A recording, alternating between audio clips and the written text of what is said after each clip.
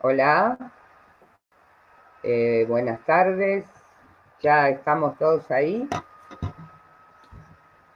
Ah, sí, acá, acá ya me avisa Agus que bueno, que estamos eh, pudiendo iniciar este encuentro, que tal vez lo primero que tengamos que ubicar como referencia en parte ineludible es, bueno, que se trata de una presentación muy particular, eh, donde me permito decir que, bien, se trata de una emisión en un marco de emergencia, para no suponer que estamos trabajando con un aula virtual, sino con la posibilidad, por una parte, de la perseverancia y la decisión de Agustina de seguir sosteniendo un curso en la situación actual, donde lo presencial, que es el modo en el que están pensados estos encuentros, bueno, sabemos que no se pueden realizar, y claramente agradeciendo la posibilidad que nos da Julián Suevo, el secretario de Apola, con este apoyo tecnológico clave. Así que bueno, en ese marco eh, me alegra mucho poder volver a encontrarnos. No sé quiénes de los que hoy están aquí participaron del curso del año pasado, pero de alguna forma a mí se me reitera la alegría de volver a estar formando parte de esta propuesta. Y entrando ya en el tema que quería compartir con ustedes, de algún modo guarda una cierta línea de vinculación con la clase que presenté el año pasado, que fue respecto de la respuesta psicosomática. Pero en esta ocasión, el tema que me interesaba abordar eh, es acerca de la pulsión, ¿no? Hoy le decía a Agustina que el título me parecía que podía ser sobre la pulsión, porque en verdad, inicialmente, cuando pensé en qué íbamos a compartir, directamente había surgido el término pulsión, ¿no? Y me interrogó esta cuestión de un título que no parece un título, ¿sí? Porque situar eh, el gran tema, digamos, de la pulsión, me parece que no nos orienta demasiado. Y empecé a advertir que lo que subyacía a esta idea era una pregunta, ¿no? Y la pregunta es, ¿por qué trabajar el tema de la pulsión? ¿No? En ese sentido, eh, es algo con lo que vengo tratando de, digamos, de ordenar algún recorrido, porque no sé si ustedes tienen el mismo registro. No quisiera basarme en lo que pudieran ser meras impresiones personales, pero me parece que desde hace ya unos cuantos años, me atrevo a decir algunas décadas, la pulsión como tema, como asunto, no aparece en los espacios de discusión clínica, en lo que podríamos llamar las presentaciones clínicas. La pulsión no es algo que ocupe un lugar, eh, como sí pueden ser, por ejemplo, cuestiones diagnósticas o diferentes formas o temas de intervención. Es cierto que muchas veces el debate, la discusión en los casos clínicos no se apoya estrictamente en cuestiones conceptuales, pero pareciera que a veces ni siquiera en el material es posible leer algo respecto de, aunque más no sea la mención a cierto aspecto de la pulsión. Y eso me parecía de interés porque, por otra parte, uno advierte que en el registro del campo teórico del psicoanálisis, la pulsión justamente aparece como uno de los temas, o mejor dicho, de los conceptos fundamentales. Necesariamente,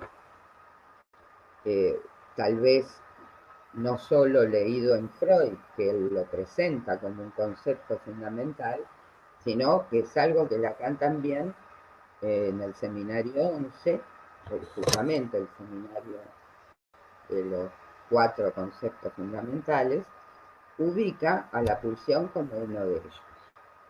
Entonces, en ese sentido, me interesaba que pensemos juntos algunas condiciones, algunos aspectos eh, respecto de la pulsión, acerca de la pulsión, como para poder pensar de qué manera opera o no en lo que nosotros podemos situar como el espacio clínico. Aclarando, por supuesto, que no estoy considerando la cuestión clínica como un, un registro en sí mismo, sino que claramente, desde la posición que sostenemos en APOLA, teoría y práctica clínica es algo que no queda diferenciado, ni siquiera, por supuesto, el planteo de suponer que en la práctica clínica ocurre aquello que luego será lo que crea o construye teoría. Más bien lo entendemos al revés. Será cierto armado, cierta construcción teórico-conceptual, la que de alguna manera construye y produce una clínica. Es por esta razón, entonces, que más me llamaba la atención justamente que una noción que hipotéticamente tiene el peso que tiene en el campo teórico, pareciera que no queda debidamente registrada, ubicada, localizada en el terreno clínico. Para trabajar yo utilicé un conjunto de textos que se los voy a mencionar como para que ya tengan idea, pero luego por supuesto les puedo pasar específicamente para quien me lo pida eh, algo así como la referencia puntual de lo que vaya trabajando.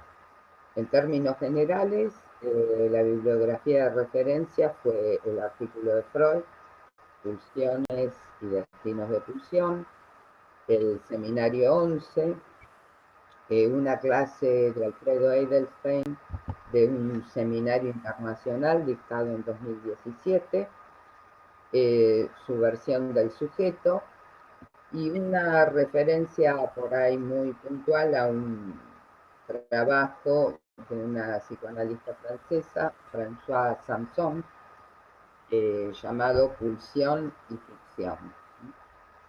Bien, ordenando un poquito ahora sí ya el desarrollo, quisiera iniciar justamente por esta introducción que hace Kant en el seminario 11, al referirse en términos un poco más generales, por ahí no específicamente a la pulsión, pero sino al trabajo que va a hacer en ese año, el seminario de los 4 conceptos fundamentales, que además, recordamos, es ese seminario que va a dictar Lacan luego de lo que él llama la excomunión, que de alguna manera hace alusión en esa introducción que ese seminario que a él le queda impedido de dar, el de los nombres del padre,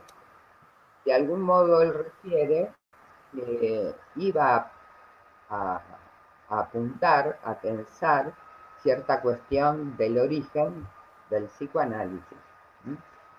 Eh, Se ocupa bastante de situar cómo hay un fuerte problema de religiosidad respecto de la posición de los psicoanalistas, del modo en que los psicoanalistas operan con Freud. Y es así entonces que él va a plantear cuál es la posición que él va a asumir para trabajar los llamados conceptos fundamentales de Freud.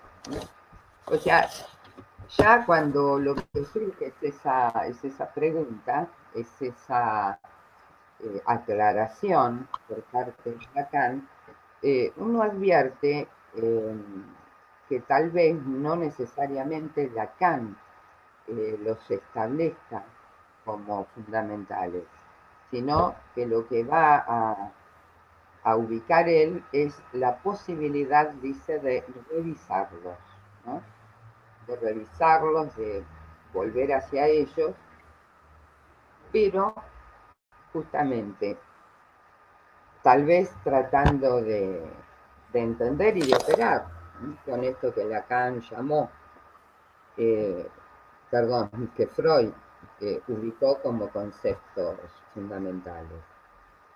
Y si una de las cuestiones que para él pesan es la de poder estar advertidos de esa forma, de esa configuración religiosa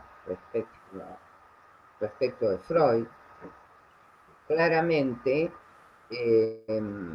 el interés que él va a marcar en su manera de ir a hacer esa revisión es para situar la condición de ciencia en la que necesariamente para él habría que pensar la inscripción del psicoanálisis, ¿no?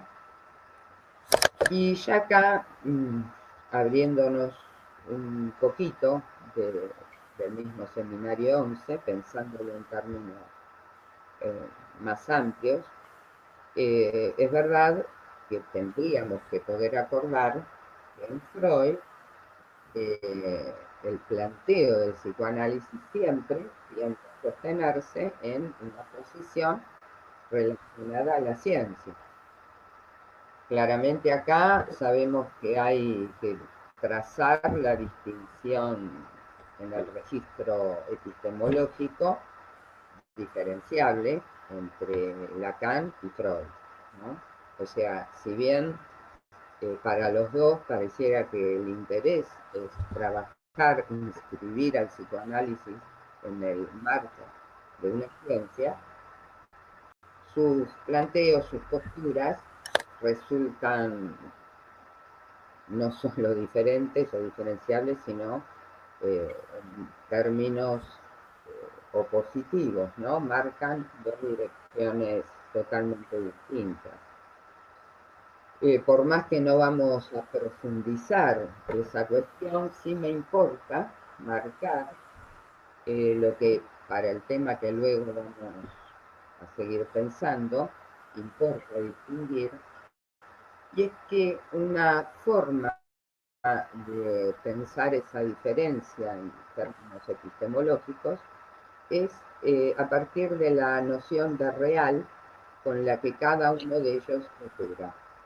¿En qué sentido? Digo, porque de alguna forma la condición de la ciencia se apoya en el sistema que ordena, que organiza a partir de cómo concibe la condición de real, ¿no?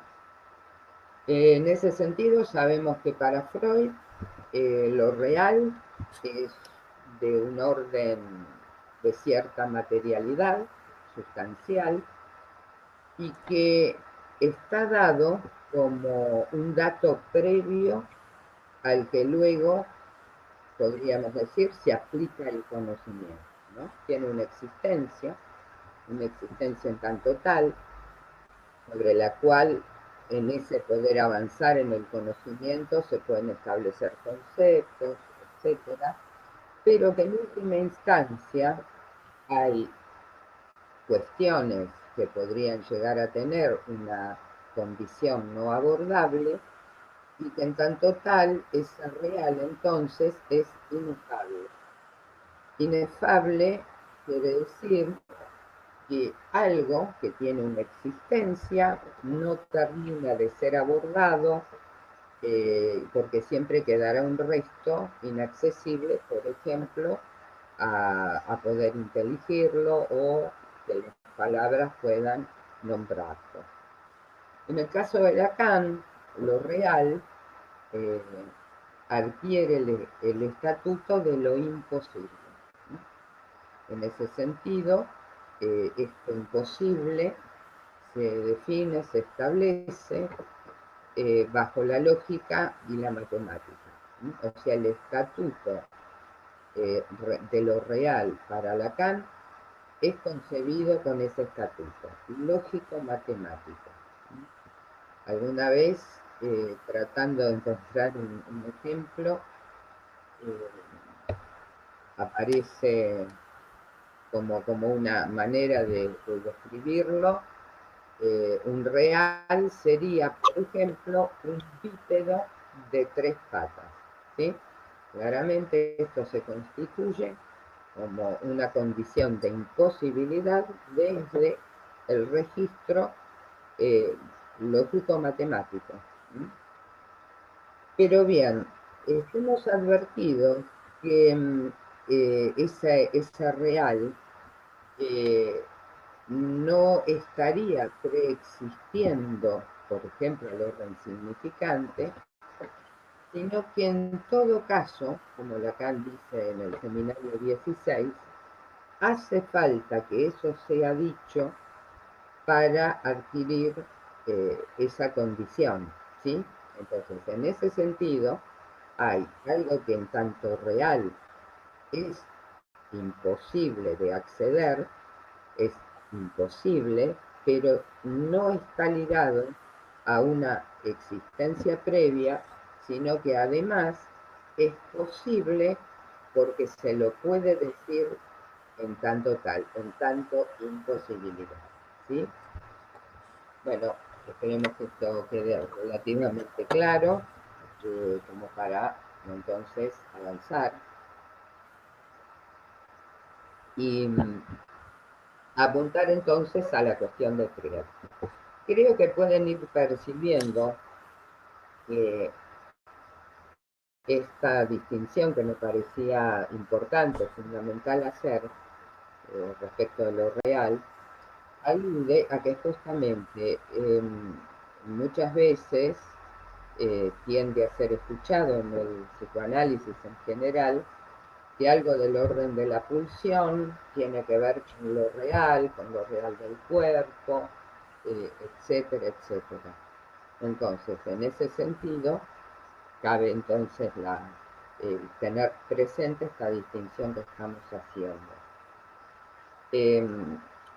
Lacan señala algo que me parece que es interesante, que plantea que Freud le ha otorgado a, al Trieb, a la prisión, un estatuto que Lacan estima que es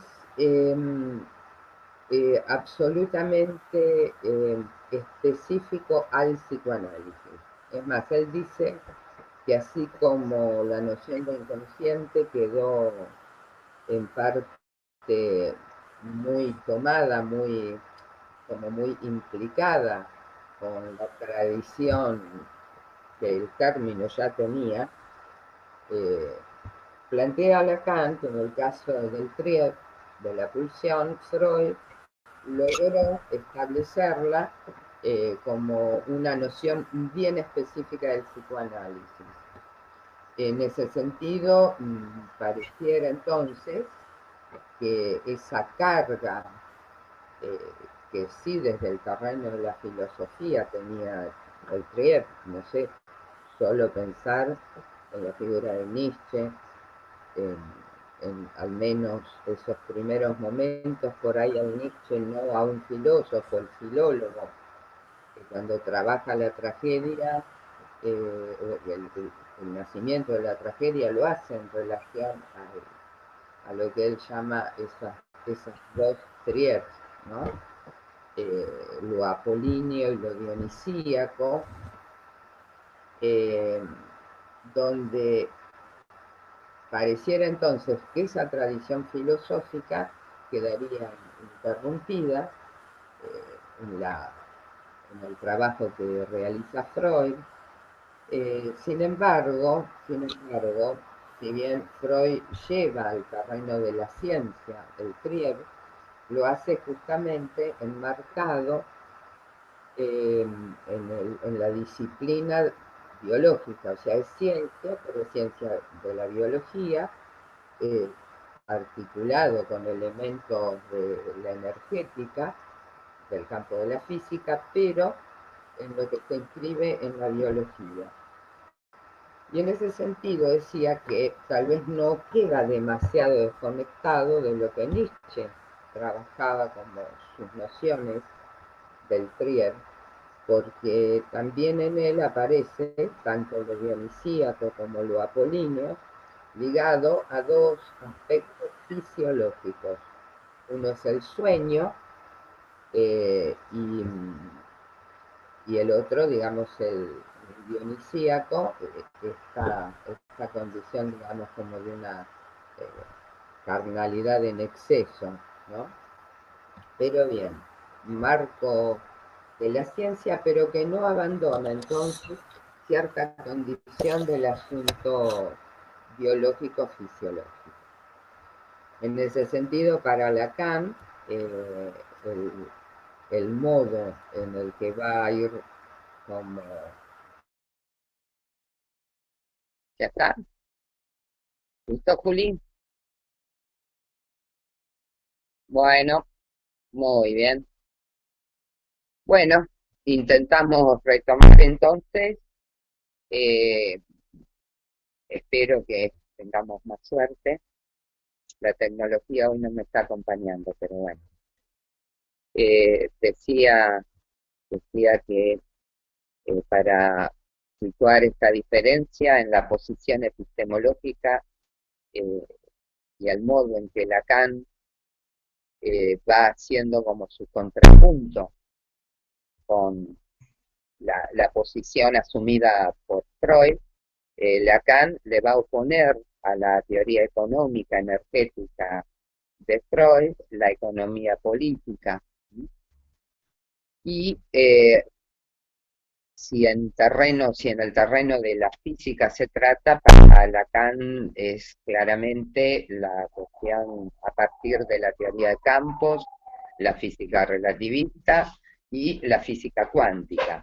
Ahora bien, también debemos resaltar que de manera mucho más específica respecto del tema de la pulsión, para Lacan, lo que va a operar más que el terreno de la biología, claramente no es la biología, sino la topología, por ejemplo, como para plantear la superficie del cuerpo. O sea, bajo ningún concepto es un cuerpo pensado en el recorte de lo biológico, del individuo, de la especie, sino de la superficie topológica en la cual se plantea, por ejemplo, la noción de agujero, o mismo cuando plantea el cuerpo como aparejo, ¿sí?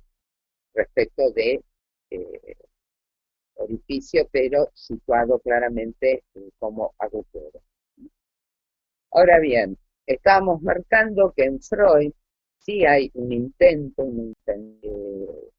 rango de ciencia para el psicoanálisis. Sin embargo, yo creo que es importante plantear que también en Freud tienden a operar aspectos, en algunos casos, como obstáculos, eh, podríamos decir obstáculos de carácter ideológico, y seguramente la noción de individuo con la que Freud trabaja genera una dificultad como para poder derivar todo ese, por ahí, todo ese gran trabajo que Freud pudo haber realizado en relación al campo de la lengua, que escucha apoyada en la cuestión de la palabra, pero que sin embargo, allí cuando él encontraba cuestiones de sintaxis o gramática, inmediatamente esto queda reducido a la noción de individuo, pero además de individuo en relación no solo a una cierta especie, en un marco natural, sino a ese individuo que al quedar inserto en una sociedad, en una civilización, va a implicar, y acá entiendo yo que aparece cierto campo de la ideología, lo que podríamos decir, la tensión que necesariamente habrá entre un individuo de una especie en la cual lo natural pugna por aparecer y la restricción que la sociedad o la civilización le va a operar sobre él. En ese sentido, hay una vinculación muy fuerte a lo que fue el planteo de Hobbes, ¿no? Hobbes y el Leviatán, el punto de partida de lo que podríamos llamar el contrato social. Un contrato social que parte de la noción de esta tendencia en el hombre a ser el lobo del hombre, a esta hipótesis con la que Hobbes se manejaba, pensando entonces que para poder vivir en sociedad era necesario ceder algo, ¿sí?, para que eh, cierto poder soberano sea quien regula los vínculos y de ese modo se puede habilitar, digamos, pero a costa de una restricción de lo que pareciera algo del orden de una animalidad, ¿no? En este sentido, Freud no es ajeno a estas construcciones. Es más, hay un autor, Roberto Espósito, un filósofo, que va a plantear que lo que en Hobbes era una hipótesis, ¿no?, esta cuestión de el ejercicio de la violencia, el hombre como lobo del hombre, era una hipótesis, que es la que le permite situar, por ejemplo, la idea de contra. Bueno, hola nuevamente. Bueno, con Julián ya lo que estamos planteando es que si volvemos a tener algún inconveniente, algún corte, lo que vamos a hacer es grabar, terminar de grabar y enviar la grabación. Lo lamento muchísimo. Bueno, esto tan entrecortado, me parece que no va a ser muy sencillo tampoco de seguir. Pero bueno, retomando, estaba en este asunto de esta posición en Freud, donde para Freud sí fehacientemente, en algún momento, el pasaje del mono de seres que vivía alrededor de el padre de la horda, etcétera, etcétera. O sea, fíjense que en Freud siempre está planteado que hay una condición que tiene una raíz claramente biológica articulada a la especie, a la naturaleza de la especie, que pugna. Y de algún modo esto lo vamos a ver transferido con toda claridad a la noción misma de pulsión, ¿sí? La pulsión, y para esto por ahí me voy a apoyar un poquito en el recorrido mínimo pero interesantísimo que hace Strachey cuando hace su introducción al artículo Pulsiones y destino de pulsión, cuando va a marcar cómo en Freud va moviéndose la aparición de Trieb, eh, mm, aunque él señala que no es claramente la primera vez que usa la palabra Trieb, sino que previamente ya está operando, aunque no utilice esa misma noción, pero cuando Freud la presenta como concepto, recordemos que Freud define a la pulsión como el concepto fronterizo entre lo anímico y lo somático, y en ese sentido la pulsión en esa primera definición aparecería como un representante psíquico de los estímulos que provienen del interior del cuerpo y alcanzan el alma, ¿sí? O sea, en ese momento pareciera ser la pulsión este representante de cierta condición somática. Sin embargo, dice Strachey, lo que luego va apareciendo es que ya la pulsión no es estrictamente un representante de lo somático, sino que empieza a quedar también como un dato somático. Les leo de Amorortu el tomo 14, donde él va a decir, refiriéndose a un grupo de artículos donde aparece esta especie de segunda acepción de la pulsión, que dice: en este grupo de citas, por lo tanto, la pulsión ya no es considerada como agente representante psíquica de emociones somáticas, sino más bien como no psíquica en sí misma. Ambos puntos de vista, aparentemente diferentes, se encuentran en otros lugares en los escritos posteriores de Freud. Entonces, él dice, puede ser, empero, que la contradicción sea más aparente que real y que su solución resida precisamente en la ambigüedad del concepto mismo, en su carácter de concepto fronterizo entre lo físico y lo anímico.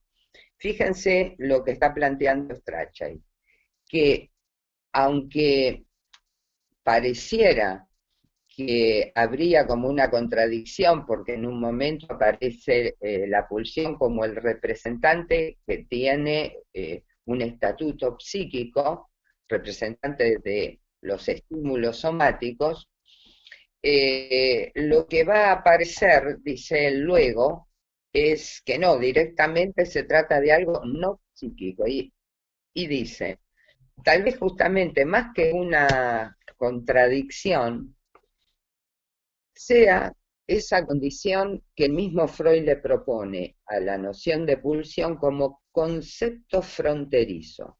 Uno puede hasta poder pensar que la noción de fronteriza recae sobre la misma idea de concepto, ¿no? Como si estuviéramos diciendo que lo que está en juego es esto que se estima en la línea de lo que les decía antes, de lo inefable, de aquel asunto que teniendo una materialidad de carácter orgánico, no alcanza a tener su debida, en todo caso, inscripción en el aparato psíquico. Y en ese sentido, claramente yo creo que reside algo de lo que ha quedado como impregnando la noción misma de pulsión, como esta condición oscura, porque ya, fíjense, por dos lados parece que esto es algo oscuro. Por un lado, esta cuestión de lo fronterizo, donde está operando algo de lo orgánico, pero simultáneamente esta condición de oscuridad que implicaría el asunto este inefable, lo que no se alcanza a conocer del todo, que es más, sabemos que hay momentos en los que Freud ha llamado a su teoría eh, de la pulsión un mito, donde lo ha planteado como mito, que en ese sentido Lacan justamente en el seminario 11 dice que él lo propone no en carácter de mito, sino de ficción, pero la ficción entendida como la propone Jeremy Bentham, ¿no? Bentham, que además de haberse hecho famoso por el panóptico, del que tanto se ocupó Foucault, y que pareciera que en los días que vivimos se volvió a reactivar toda esta cuestión, pero digo, en el sentido de las ficciones que plantea Bentham. ¿Qué quiere decir? Que para Bentham la noción de ficción a lo que alude es a que todo lo que podemos llegar a pensar o a conocer como institución en tanto lo instituye, o sea, no me refiero estrictamente a instituciones formales, ¿no? Sino a aquello que instituye existencia, es porque es efecto del lenguaje. En ese sentido, fíjense, Lacan está planteando que en todo caso la condición de la pulsión tiene justamente el estatuto de una ficción en tanto y en cuanto es efecto de la existencia, eh, como a poder ordenar entonces, ¿no? Estamos tratando de establecer en los términos en los que Freud presenta la pulsión y lo que va a generar Lacan, en todo caso, esto, desde otra posición epistemológica, y claramente lo que estamos diciendo es que esto nos va a permitir luego pensar cómo entenderlo, cómo localizarlo en el terreno de la clínica. Me voy a apoyar en una clase, como les decía antes, que dio Alfredo en un seminario internacional del año 2017, donde Alfredo va a hacer una lectura del planteo que hace Lacan justamente en el seminario 11, a partir del mito de la laminilla,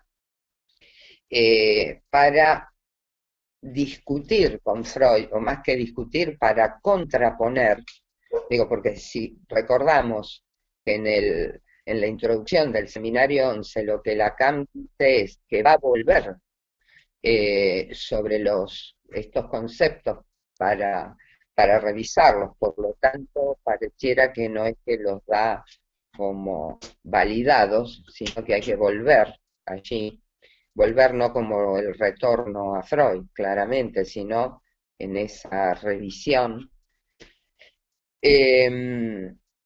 Les decía que entonces, en este seminario, donde... Ahí seguimos, ¿vamos? Vale, bien.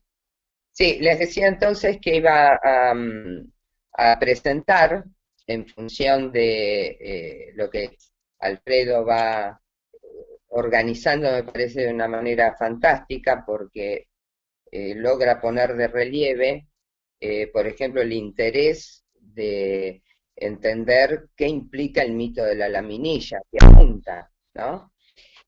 justamente, la laminilla será esta noción con la cual Lacan va a poner en cuestión la posibilidad de suponer que hay instinto de vida, ¿sí? Eh, no porque esté suponiendo que en Freud lo que opera es la noción de instinto y no de trier, pero como en el conjunto de lo que Freud va planteando como pulsiones de vida, pulsiones de muerte, pulsión de muerte, Lacan va a jugar un poquito con esta cuestión, planteando de alguna manera que esta idea de la pulsión de muerte como la tendencia a lo inorgánico es francamente insostenible, porque la verdad no podríamos suponer que la tendencia a lo orgánico, perdón, a lo inorgánico, sea lo que se equipararía con una condición, una pulsión de muerte. En todo caso, la condición de la muerte queda articulada respecto de los vivientes por la condición misma de la sexuación, ¿no? O sea, de la reproducción vía la sexualidad, perdón, así sería más correcto, sexuación. Digo, es la sexualidad la que va a introducir la condición de la mortalidad, de la muerte, pero fíjense de qué modo. Eh, en el punto paradojal de que el viviente, por el hecho de nacer, por el hecho de quedar inscrito en esta condición de la reproducción sexual, al nacer pierde la vida, ¿sí? La manera en la que Lacan va a argumentar esta cuestión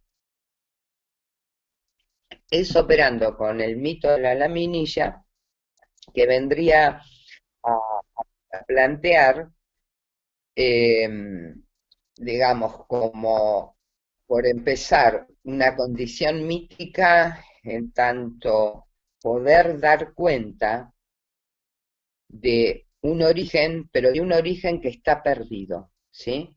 No es que Lacan plantee al momento de nacer lo que se pierde es como si fuera un hecho, un dato del campo de la biología que luego pasa al orden simbólico. No, él construye el mito de la laminilla justamente para sancionar y poner en escena que no hay un tal origen, ¿sí? Que estrictamente, cuando pensamos el campo de la subjetividad, directamente es a partir de la condición de perdernos como seres y nacer en el campo del otro. Y al nacer en el campo del otro, lo que está en juego es el significante, que claramente es lo que antecede la posibilidad de sujeto. Entonces, en el campo del otro, la condición, la noción de este nacer como sujetos, en el cual, al ser en relación al significante, lo que el sujeto va a perder es el ser de sujeto. Es allí donde se inscribe en relación al campo significante la falta en ser. Y tenemos por un lado que del lado del viviente lo que se ha perdido es la vida y del lado del sujeto lo que se pierde es el ser del sujeto. Es por esta razón que Lacan va a decir toda pulsión es pulsión de muerte, pero justamente oponiendo a la hipótesis de la pulsión como esa especie de empuje, recordemos la cuestión energética en juego, la pulsión como ese modo de movimiento que lleva o para el lado de la vida o para el lado de la muerte. No, la propuesta de Lacan entonces es decir, la pulsión solo podría ser de muerte, pero por esta razón. Digo, para no caer en esa posibilidad tan escuchada muchas veces, donde hacer algo, que alguien haga algo, eh, como si dijéramos, en contra de sí mismo, es pura pulsión de muerte, ¿no? Como digo, esto es clínicamente un dato fundamental, ¿no? Cuando alguien, no sé, no puede dejar de hacer aquello que de algún modo lo daña, claramente, si no tenemos esta distinción, en la clínica lo que se produciría sería esto, alguien que tiene pulsión de muerte y que busca su autodestrucción.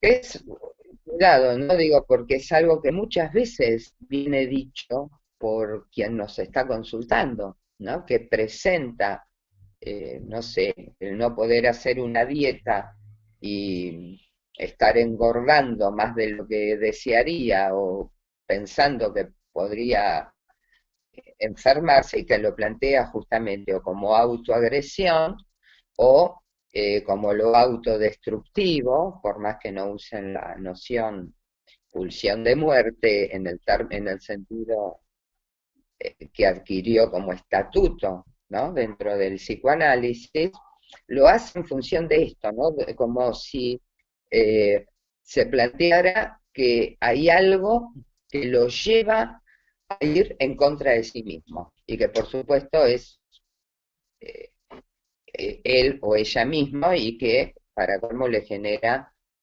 una cuestión de culpa y de encierro, una encerrona en ese problema que es muy complejo. Por eso, fijémonos que si la noción pulsión de muerte en Lacan va a tener la condición de decir o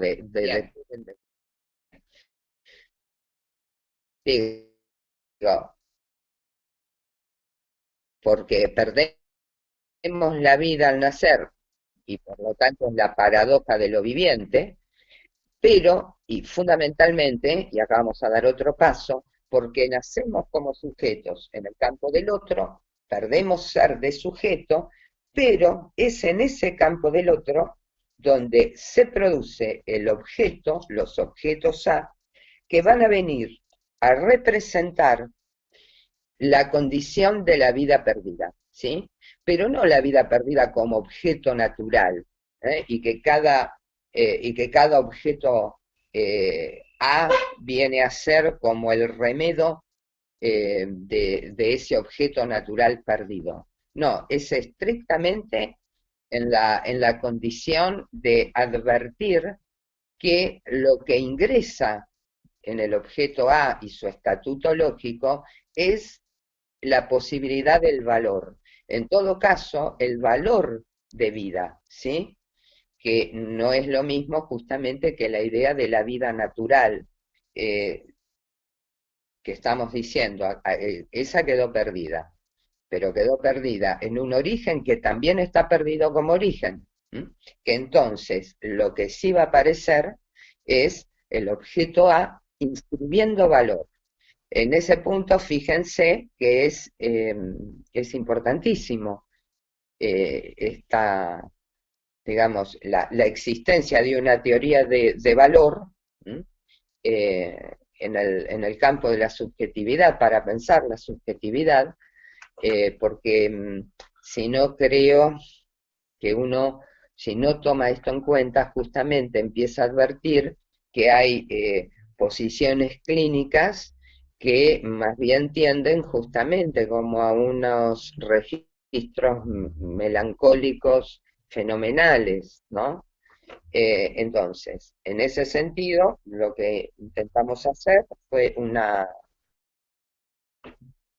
eh, digamos, como una síntesis argumental de cómo se puede contraponer esta idea de una pulsión ligada a un estatuto biológico que en tanto tal genera, se impone como desde estímulos orgánicos que van a tratar de acceder de algún modo al terreno del aparato psíquico, y que entonces lo vamos a ubicar en términos opositivos desde esta lectura que nos propone Alfredo del seminario, de la clase del seminario 11, como para entender un aspecto del estatuto que va a adquirir para Lacan. Y yo les decía que algo de lo que presentaba hoy a mí me queda asociado justamente al curso del año pasado donde trabajamos la respuesta psicosomática, porque uno de los aspectos por los que pasamos era justamente poder distinguir cierta condición de la pulsión y la respuesta psicosomática. Allí donde advertimos que algo de la noción de lo corporal queda en juego, pero en la diferencia de lo psicosomático, más allá de otros aspectos, tiene que ver con una cuestión del cuerpo, a diferencia, o sea, de la superficie, a diferencia de la pulsión que va a tener que ver en todo caso con el agujero, ¿no? Bien, seguimos entonces un poco más y yo les planteaba, bueno, que en definitiva es un poquito esto que lo que me quería referir, que uno podría decir, bueno, cómo opera en la clínica, ¿no? Cómo pensar la idea de la pulsión en, en, en la cuestión de los casos, ¿no?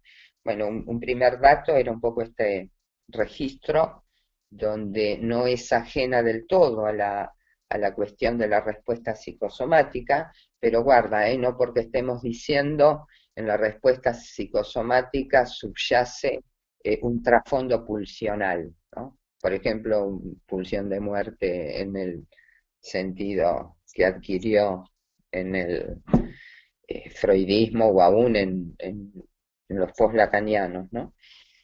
Sino justamente en esta cuestión que pareciera que articula algo en común, pero que para un lado iría la pulsión y para el otro la respuesta psicosomática, ¿no? Y en ese sentido también me parecía interesante mostrar cómo en esa especie de pastiche que se ha intentado hacer en la tan planteada continuidad Freud-Lacan, yo me encontré hace unos años con un libro de una psicoanalista francesa, Françoise Sampson, que escribió un libro llamado Pulsión y Ficción, que aquí en Argentina fue prologado por Cosentino, ¿m? O sea que es un libro que ha tenido circulación aquí y que ella lo que intenta hacer es establecer cómo hay una no solo continuidad, sino un diálogo entre la teoría de Freud y de Lacan respecto de la pulsión. Y fíjense, porque es interesante encontrar por dónde, digo, porque eso nos va a permitir ingresar a otro aspecto. Ella, en definitiva, de lo que parte es de una idea de sujeto que responde a, digamos, a ubicar a la pulsión como el núcleo de nuestro ser, ¿sí? O sea, no solo eh, sostiene, digamos, que hay un diálogo, una continuidad, sino que sostiene la idea de ser. Y fíjense dónde va a quedar ubicada la pulsión, como núcleo de nuestro ser. Entonces, eh, para ella quedan ligadas al ello y como las representaciones de necesidades somáticas. ¿Mm? Y esa modalidad en que para ella entonces el concepto fronterizo eh, que propone Freud lo va a tomar en ese aspecto, donde estaría el organismo que digamos, excitando con ciertas necesidades, lo que genera es ese trabajo en lo psíquico a lo que ella entonces llamaría pulsión, ¿no? Ahora bien, ella lo apoya en que en la famosa cuestión de la Hilflosigkeit, ¿no? El desamparo, ¿no? Ese desamparo originario que tiene o que deja al niño sin recursos, ¿no? Y que esa condición es la que lleva a que, a que este niño vive la excitación pulsional como una necesidad que además lo lleva a buscar el objeto en el mundo. Y, y ahí es donde para ella aparece el diálogo con Lacan. ¿Por qué?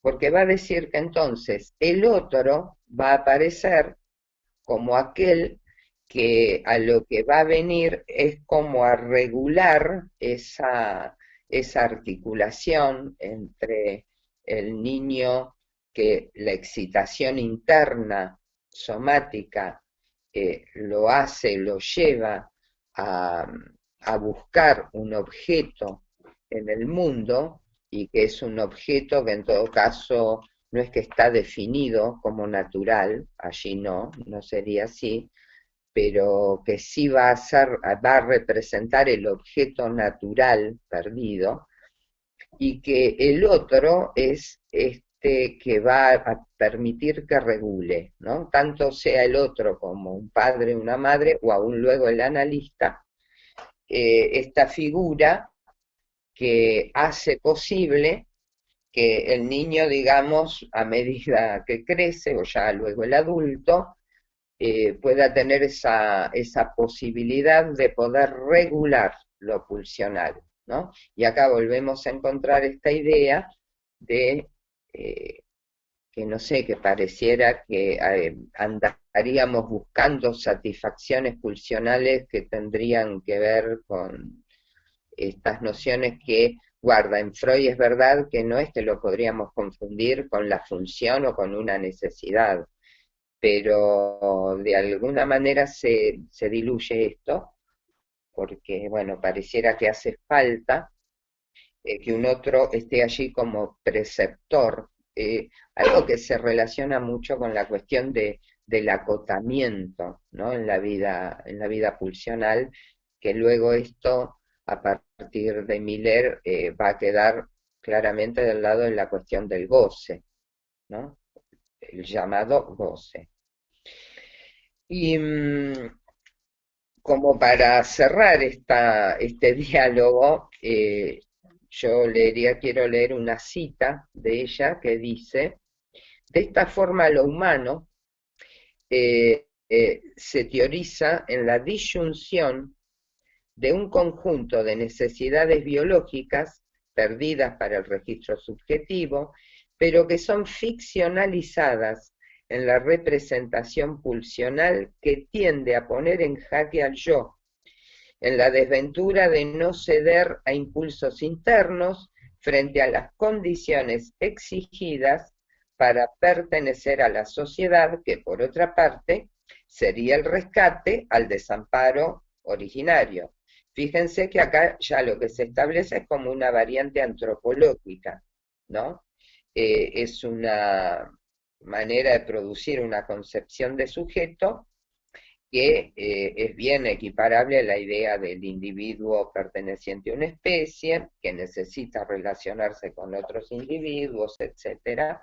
Pero fíjense cuál, cuál pasa a ser entonces el destino en el campo de la clínica cuando se trata como no dejar caer cierta construcción de la noción biológica de la pulsión respecto de la que propone Lacan, ¿no? Entonces se arma ahí un cierto collage medio raro, donde, claro, está el otro, pero el otro justamente como representante de esa regulación casi diríamos civilizatoria, ¿no? Que por otro lado es medio, a ver, medio inconsistente también, porque uno podría pensar que estamos pensando en un otro también un tanto mítico, ¿no? Como si dijéramos una pura abstracción de, no sé, de la ley. Bueno, que ese es otro de los reclamos habituales, ¿no? La eficacia de una mano dura, etcétera. Entonces, bueno, y considerando que ya estaríamos arribando a un punto en el cual poder cerrar y, y poder ver si establecemos algún intercambio en esta accidentada presentación, ¿no? Bien. Decíamos entonces que en términos generales, pensar la pulsión, y acá yo les diría, como para poder situarlo en la clínica, esto lo dejo no especificando la condición de la pulsión o las pulsiones respecto de objetos, ¿no? O sea, no es que voy a hacer una distinción entre pulsión escópica, invocante, oral, anal, no, que además recordemos que en Lacan aparecen justamente articuladas, ¿no? No como esas instancias de fijación, ¿no? Que también eso derivó en su momento en el modo de establecer el campo psicopatológico, ¿no? De acuerdo a la fijación pulsional, etcétera, etcétera, teníamos neurosis de tal índole, de tal otro. Entonces digo, me parece que por lo que venimos transitando, y si vamos más específicamente a, a su versión del sujeto, podríamos plantear que en el terreno teórico clínico, la pulsión va a quedar como aquella posibilidad de ubicar una localización, una de las localizaciones del sujeto del inconsciente en el inconsciente, dice Lacan, ¿no? ¿Por qué? Porque se trata de una posición posible, en tanto sujeto que no aparece sosteniendo la enunciación, no es el sujeto que asume el acto de habla, sino que es la localización entonces del sujeto del inconsciente en el inconsciente, ¿no? Ahora vamos a la cita de su versión. Pero lo que sí me importa aclarar que ni siquiera estamos pensando la condición de un sujeto como un término en sí mismo, sino que siempre en el sistema de relación que va a implicar al significante, al otro como A mayúscula, como lugar, y al otro con mayúscula, pero como otro histórico. Y les decía, ¿no? Como para entender esto de la localización, tal como Lacan lo plantea en su versión del sujeto, eh, dice, se concibe mejor en nuestra deducción que haya habido que interrogarse sobre la función que sostiene al sujeto del inconsciente al observar que es difícil designarlo en ninguna parte como sujeto de un enunciado, por consiguiente, como articulándolo cuando no sabe ni siquiera que habla, ¿sí? O sea, está justamente planteando cierta condición de sujeto que no es el que se puede identificar en el acto de habla, o sea, como posición en la enunciación. sigue, de donde el concepto de la pulsión, donde se le designa por una ubicación orgánica, oral, anal, etcétera, que satisface esa exigencia de estar tanto más lejos del hablar cuanto más habla. Y acá yo quisiera, no es que voy a seguir trayendo citas, pero sí entender que para Lacan, eh, que además es donde está presentando en el grafo del deseo eh, justamente el lugar de la fórmula de la pulsión, que recordemos que el sujeto barrado, rombo, losange, corte, podemos decir, demanda, ¿sí? Entonces, de alguna manera, la condición que está en juego aquí, por más que refiera al asunto eh, que acá aparece, digamos, como ubicación orgánica, tenemos que entenderlo justamente en esa función donde sí o sí está operando la lógica significante y que en todo caso acá remite una localización ligada al corte de una necesidad y es más, al corte también de la función fisiológica que se pondría en juego respecto de alguno de estos espacios que podríamos pensar orgánicos, ¿sí? Y que de alguna manera, como para ubicar eh, la condición de este aspecto ligado a una posición de enunciación, pero en la que no se trata del sujeto que está en juego, en el sentido de sostener el acto de habla, entendemos más bien que si alude a la cuestión de el ello, del eso habla, es justamente en términos que Lacan en este mismo trabajo de subversión va a ubicar respecto, él dice, del aoristo. El aoristo es un tiempo verbal que Lacan toma de Van Beniste, de, de las instituciones del indoeuropeo. ¿Y por qué le interesa? Él lo va a trabajar en ese Juiz Barzol y Verben, donde eso era, el sujeto debe advenir, etcétera. Es bastante más complejo, estamos con pocos minutos, quería cerrar con esta cuestión. ¿Y por qué lo va a plantear así? Porque él dice que esa posición, esa localización, tiene que ver con esa temporalidad, la del aoristo, que es un tiempo verbal que alude a situar cierto momento histórico impreciso, que no es debidamente localizable en un momento puntual de acontecer, pero que además está pensado o está ubicado por fuera de cualquier persona gramatical que pueda sostener esa voz. Es decir, eh, les leo, acá me autocito, eh, indica entonces el aoristo un modo de lo verbal que no conjuga, ligado a persona gramatical alguna.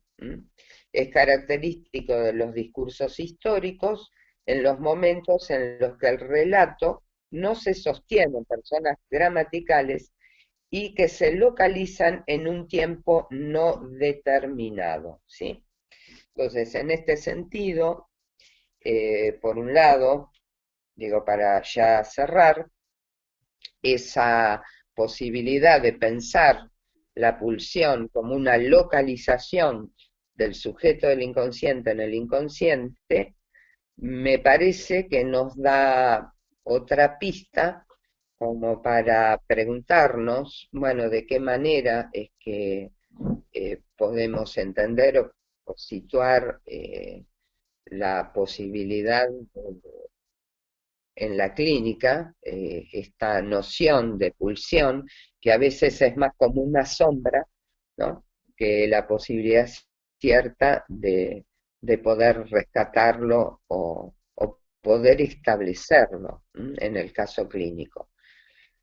Por supuesto que no es que pretendía traer una pregunta con su respuesta, sino ir como reformulando preguntas, porque me parece justamente que tiene como una densidad ligada también a este modo en el que quedó planteada históricamente en el psicoanálisis, en el campo teórico, la pulsión. No tenemos tiempo, pero por ahí hubiera sido también interesante traer cómo los post-freudianos, digamos, trabajaban con la pulsión de un modo, digamos, con un protagonismo fenomenal en los casos que escribían, ¿no?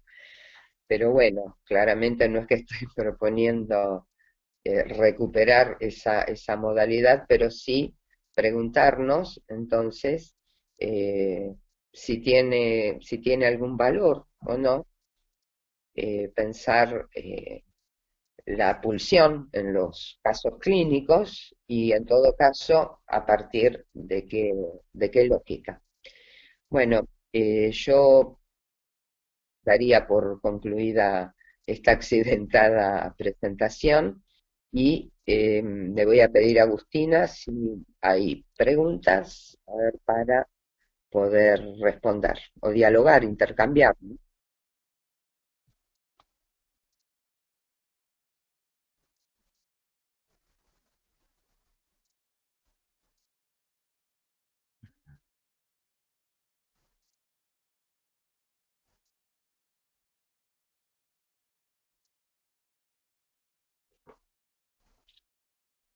Bueno, arranco por la primer pregunta que me hace llegar Agus, que es dice, no entendí bien la relación que yo establecía con la frase el hombre es el lobo del hombre de Hobbes. Sí, está bien, por ahí creo que estábamos en uno de los puntos de entrecortamientos. Sí, yo me refería a que si bien no es estrictamente la noción de lobo lo que va a poner a jugar Freud,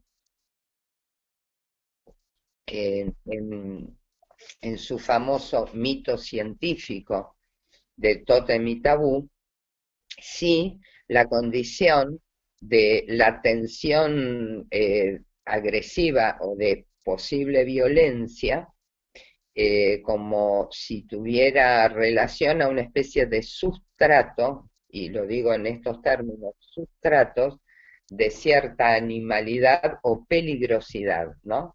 Pongámoslo más en el terreno de la peligrosidad, ¿sí?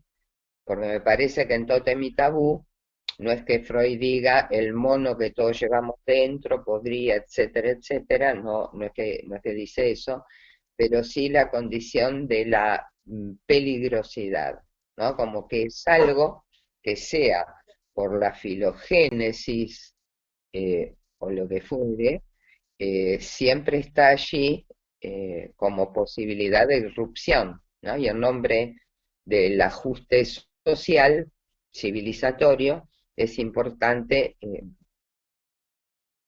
restringir. ¿Mm? Bueno, yo paso a la segunda pregunta y en todo caso, si no quedó clara esta, me siguen mandando. Ah, bien, acá hay otra pregunta que dice que cuando empecé a hablar de la relación entre las religiones y la pulsión, en verdad yo creo que esto ya es parte de nuestra dificultad, ¿no? Lo que yo planteé respecto de la religión era que lo que Lacan señala al inicio del seminario 11, cuando va a trabajar justamente lo que él dice que Freud propone como conceptos fundamentales, él dice que de lo que va a estar atento y sobre lo que nos pone a todos en atención es del modo religioso con el que leemos a Freud, ¿sí?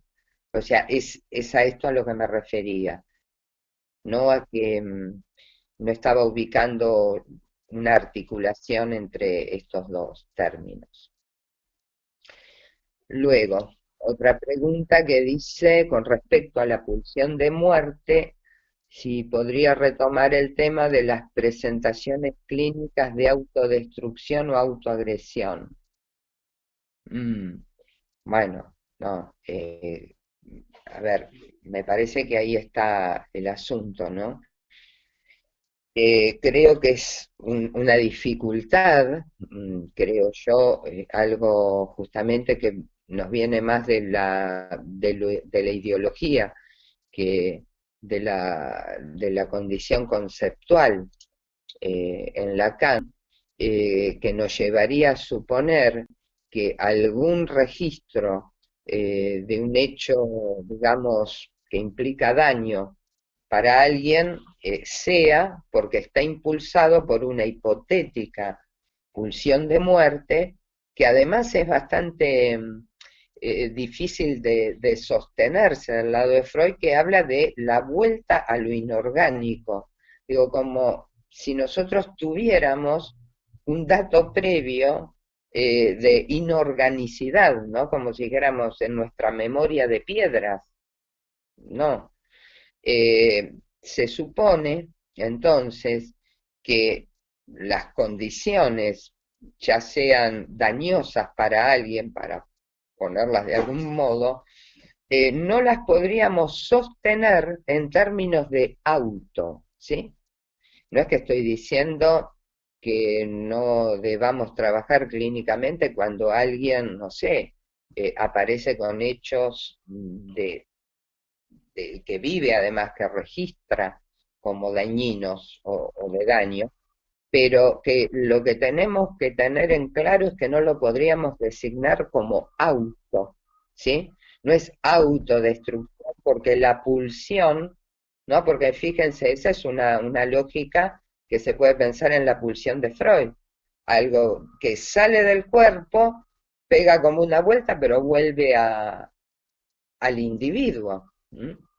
En todo caso, habría que ver si las cuestiones ligadas a lo que podríamos llamar como de cierta agresión o destrucción, y no lo llamemos auto, eh, en qué relación opera la posición del otro allí.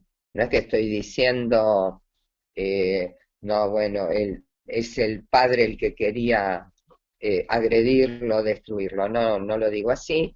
Claramente, si habría que poder establecer que eso que aparece sintomático allí tiene o no que ver con la construcción pulsional, ¿sí? Pero en caso que lo fuera, sabemos que no es que lo estamos pensando en la línea de una pulsión de muerte, que es esto. Insisto, la pulsión de muerte en Lacan no es nada de esto que implique la autoflagelación, mutilación, etcétera. Bueno, punto 4 dice, justo se cortó el video. Ah, ¿por qué la pulsión siempre es pulsión de muerte? Sí, seguimos en la misma línea.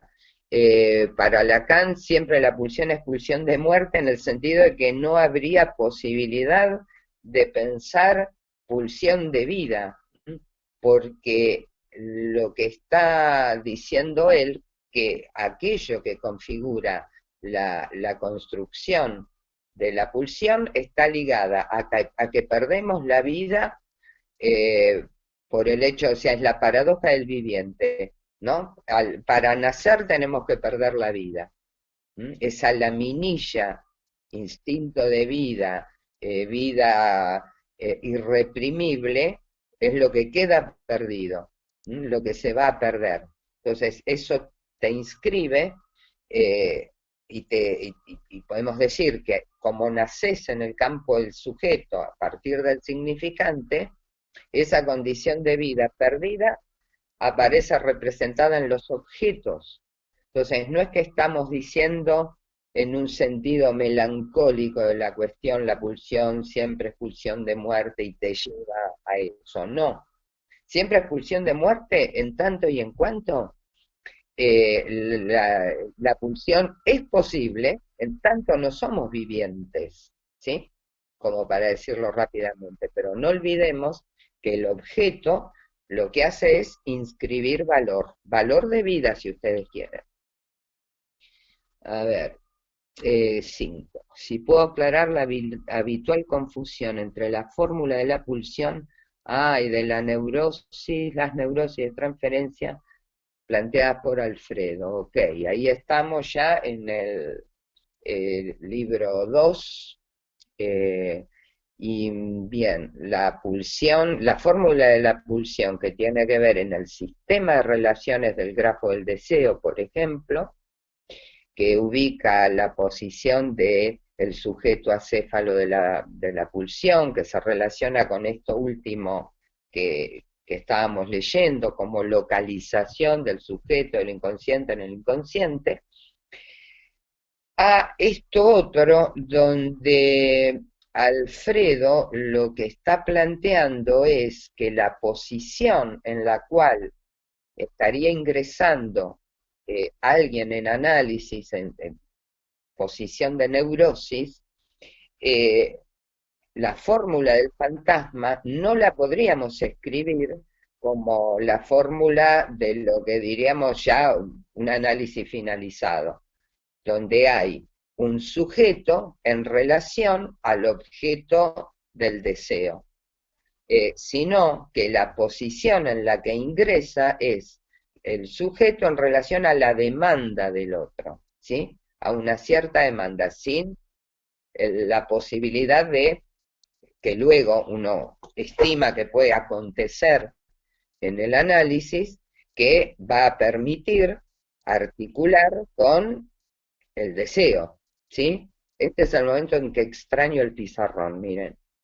No saben, digo, porque para esto escrito se ve mucho más gráficamente, ¿no? Pero me parece que es importante esta distinción. Recordemos, ni siquiera los matemas, las fórmulas de Lacan, podríamos decir que tienen un valor en sí mismo. Siempre hay que entender en qué sistema de relaciones lo estamos presentando y lo hacemos trabajar, ¿sí? Entonces, espero que quede claro. No es lo mismo la fórmula en el grafo del deseo, donde ubicamos al sujeto acéfalo de la pulsión, este sujeto que cuanto más habla, menos sabe que habla, a este otro que marca entonces la relación del sujeto a la demanda del otro. 6. Si podría profundizar en la noción de la pulsión como localización del inconsciente dentro del inconsciente. No, ven, miren cómo rápidamente nos vamos a ese lado de las profundidades. No es que el inconsciente sería como un espacio tridimensional tipo pelota, ¿no? Donde no sé por qué se me ocurre que sería redondo, o sea, también yo tengo mi imaginería, pero digo, eh, en relación a la pulsión como localización del sujeto, del inconsciente, que es nuestra hipótesis, en el inconsciente, eso es la pulsión. ¿Qué quiere decir? Que estamos ubicando lo que podríamos llamar el registro de la lingüística, estamos en su versión del sujeto, es más, lo podemos también implicar en la condición de discurso, o sea, en relación al asunto del decir, pero acá estamos todavía en enunciado, enunciación, como si dijéramos, hay un cierto enunciado, el piso de abajo del grafo, que interpela o nos puede plantear, pero ¿quién enuncia ese enunciado? ¿No? Y es allí donde Lacan va a decir que en esa posición de enunciación no podemos ubicar un sujeto que estaría a cargo de ese acto de decir. ¿Sí? Y entonces, una, una de las hipótesis del sujeto, del inconsciente, localizado en el inconsciente, es, por ejemplo, el que lo va a relacionar al ello, al eso que habla, y que es esta, nuevamente, este sujeto acéfalo, porque no está a cargo de ningún decir, sino que tendrá que ver con esa demanda del otro y que lo va a instalar, lo va a ubicar respecto de el cuerpo aparejo en relación a un orificio, a un agujero, que quedaría connotado por alguno de los objetos A en juego.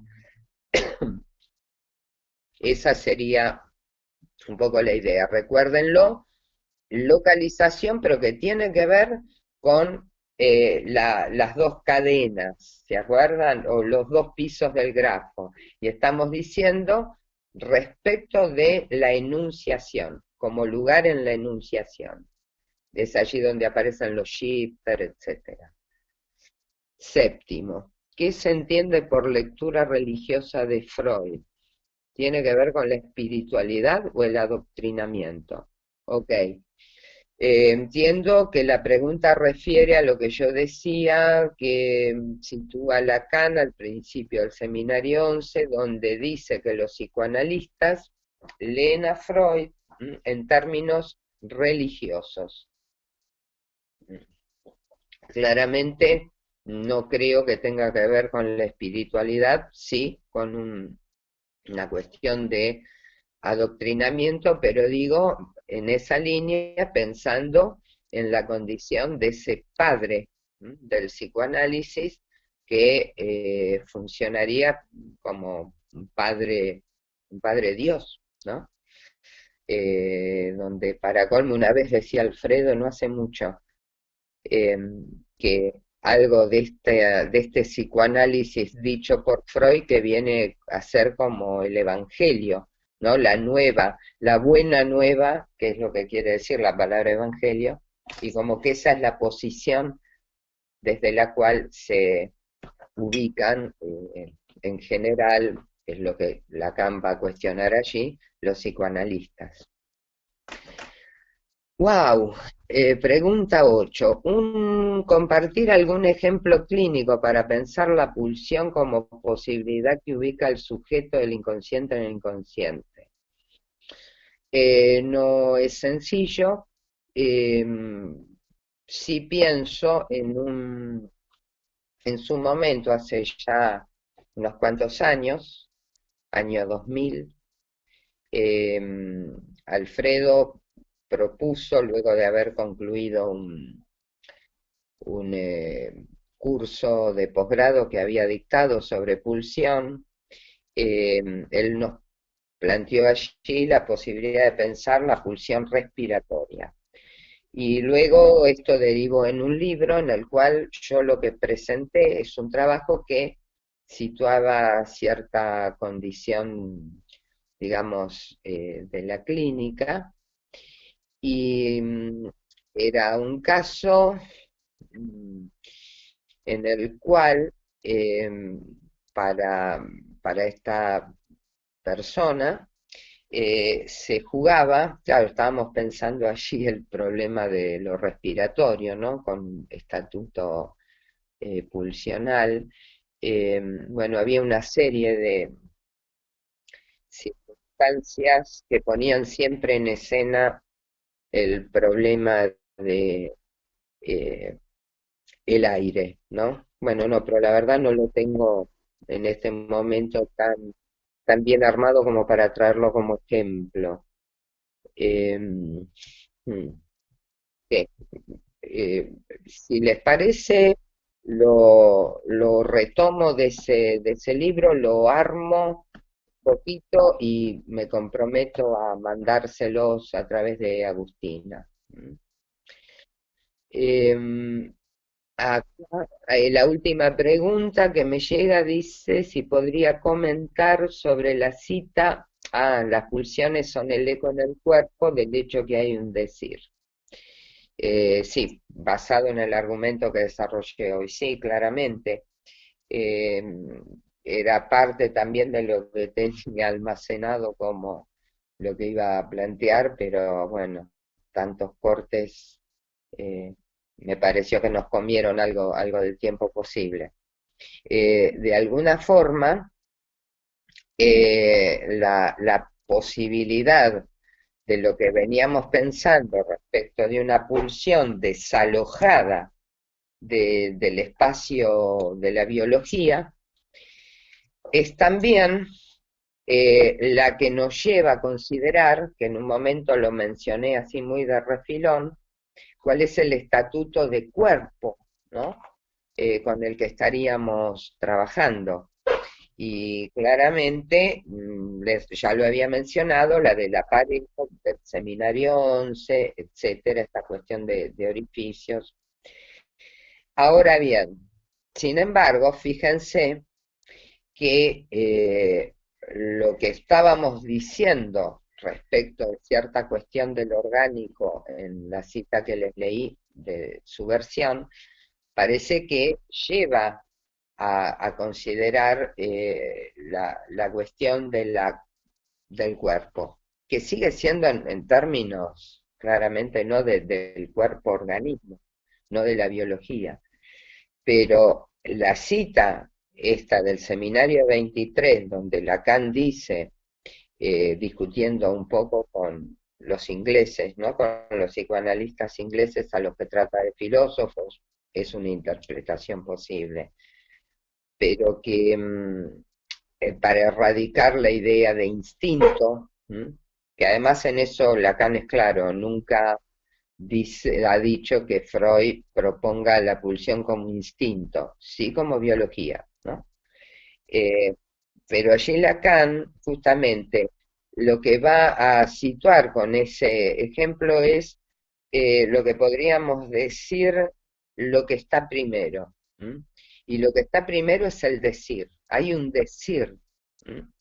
Ya acá no se olviden que tiene claramente establecidos y articulados los discursos, ¿no?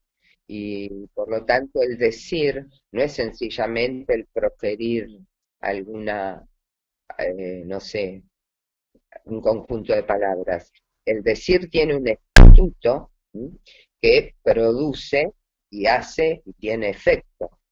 Entonces él dice que las pulsiones serán el eco en el cuerpo, eh, pero del hecho que hay un decir. O sea, primero está algo que como decir opera y que hace eco en un cuerpo, y es por eso que el eco pensemos que es como justamente esto, ¿no? Que hay algo que rebota desde otro lado y uno podría confundirse y decir, por ejemplo, que la montaña me habló, ¿no? Y justamente no es que la montaña me habló, es que hay un decir que me hace figurar esa idea. ¿M? Yo creo justamente que va en la línea de todo esto que estamos diciendo y que en ese sentido sí, clínicamente uno puede tener esto en cuenta para no confundirse. Eh, ah, bueno, yo agradezco este último comentario de Agustina, que dice que las personas que están presentes en el chat dicen que estuvo buena la exposición. Yo la verdad les agradezco. A ver, es raro esto de no estar en un contacto directo en el mismo espacio, ni siquiera verlos a ustedes, sino que me veo yo en ese cuadradito. Y bueno, les agradezco la paciencia por todos los cortes y como siempre, un gusto, al menos hoy, imaginar este espacio. Muchas gracias. Daríamos entonces por concluido. ¿M?